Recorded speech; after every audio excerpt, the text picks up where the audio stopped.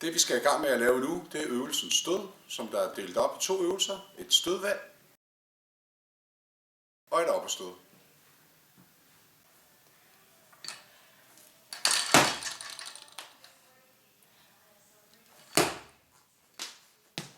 Det Mette vil vise nu, det er stødvand, og der skal man, når man stiller sig, så skal man stå cirka med hælene cirka i hoftebredde. Man skal have cirka en knytnæve fra stangen ind til skinbenet. Og når man tager fat i sit låsegreb, så bruger man cirka en tommelfingersbredde. Sådan der. Og hvis du lige starter helt forfra med det der er vigtigt, når man også starter, det er, at man er lidt smule tilbage på foden. Og så bøjer man i benene i stedet for at knække i ryggen. Ned, tommelfinger, låsegreb, luft ind i kroppen. Rigtig godt. Forfra. Det der er vigtigt, det er, at hivet rammer sådan cirka på låret, at man ikke trækker den op i hoften. Det er meget vigtigt, at man får lårkontakten, som Mette viser nu. Det er vigtigt, at man ikke bruger armene i hivet, at man har helt stive arme. Luft. Sådan der. Rigtig godt. Og ned. Det Mette vil vise nu, det er stødvandet, og det er vigtigheden i, at man spænder op i stangen. Man hele tiden har spænd i mave og ryg, når der er, man går under stangen. Jeg viser lige Mette, hvordan man gør det.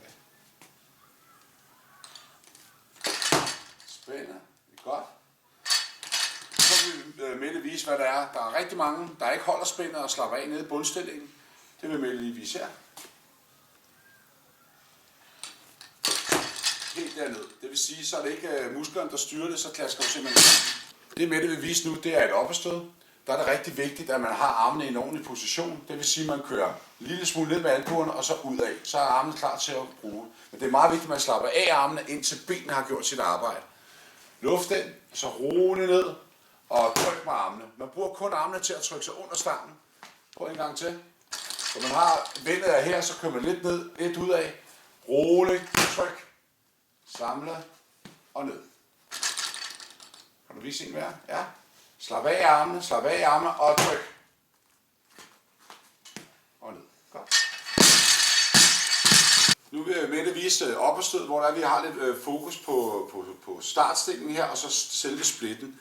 Det er vigtigt, at man ligesom er tilbage på foden, og man tager gå roligt ned i afsættet. Luft ind. Roligt. Bliver ude i splitten i et par sekunder. 1, 2, 3. En gang til. Det er vigtigt, at hoften nærmest er inde under stangen. Kom igen. Hold kroppen helt lige. Ja, og så kroppen bliver der, og benene arbejder så ind under kroppen. Det, der er meget vigtigt, det er, at man har ro på. At man tager det stille og roligt nedgang og stille og roligt op. Der skal ikke være sådan noget rykke. Prøv at vise. Kontrollere roligt ned. Ja. Og ned igen. Det, der er meget vigtigt, det er, at man venter med at bruge armene til benene er hoppet. Man hopper stangen færdig, og så bruger man armene til at trykke sig under stangen. Ikke? Så slap af armene, roligt, og tryk med armene. Ja, rigtig godt. Ned igen. Det, der også er vigtigt, det er, når man laver afsættet, at man går lige ned, at man faktisk er tilbage på foden, så man ikke falder fremover.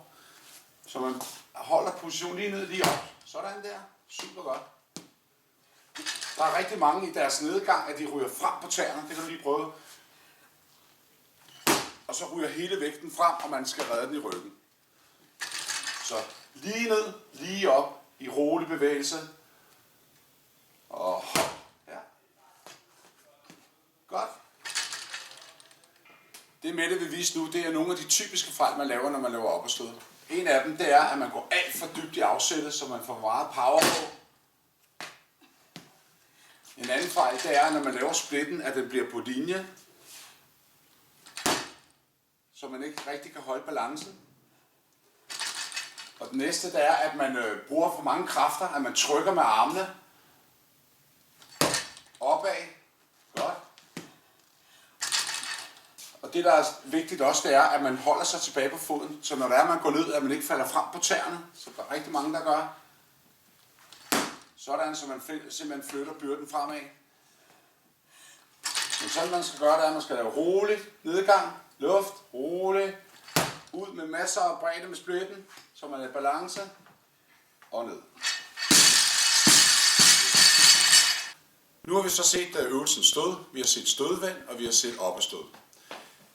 Det jeg vil anbefale, før man begynder at starte fra gulvet af, det er, at man starter med nogle øvelser opfra.